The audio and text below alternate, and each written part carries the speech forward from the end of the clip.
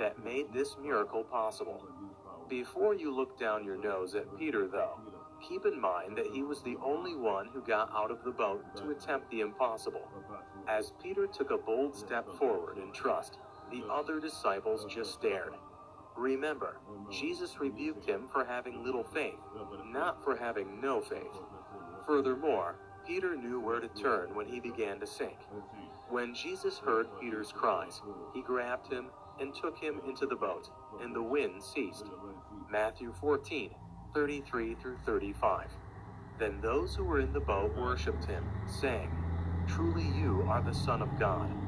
When they had crossed over, they landed at Gennesaret, and when the men of that place recognized Jesus, they sent word out to all the surrounding country. People brought all their sick to him. Why would Jesus purposefully put his followers in such a frightening situation?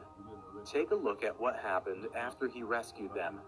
The disciples prostrated themselves before him and explained, "Truly, you are the Son of God." You could be wondering, isn't this something they already knew? They did, but with each new encounter, Jesus increased their understanding and deepened their experience of him. They had been given an opportunity to know and worship Jesus on a deeper level by God's grace, despite their terrible circumstances. He is God's sovereign Son, who wields all power, and he wants you to see that he is greater than your fears. 3 of the 4 gospel accounts, Matthew, Mark, and John, all include this miracle that is now almost universally regarded as a cliché: Jesus walking on water. Matthew 14:22 through 33, Mark 6:45 through 52, John 6:16 through 21. Here are 4 takeaways from this incredible story. Number 1. Our storms are known to Jesus. When we go through our own storms, we often wonder if this one slipped by Jesus' notice.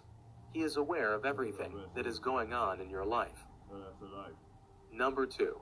It's easy to not recognize Jesus. When Jesus came to the disciples' boat through the tempest that had threatened their voyage, Scripture tells us that the disciples did not recognize him and even mistook Jesus for a ghost. As funny as that sounds, how often do we find ourselves in the midst of a storm, not recognizing Jesus or his move? Sometimes we may not recognize him, but Jesus is on his way to rescue us from our storms.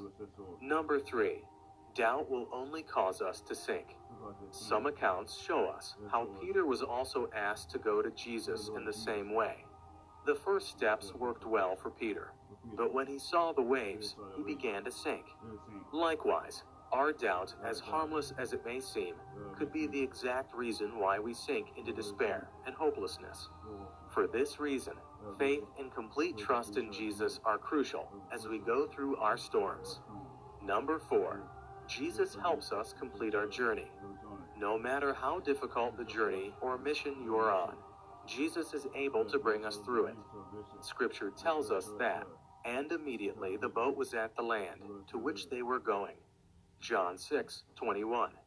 God had a plan for us, but we are in no position to fulfill it.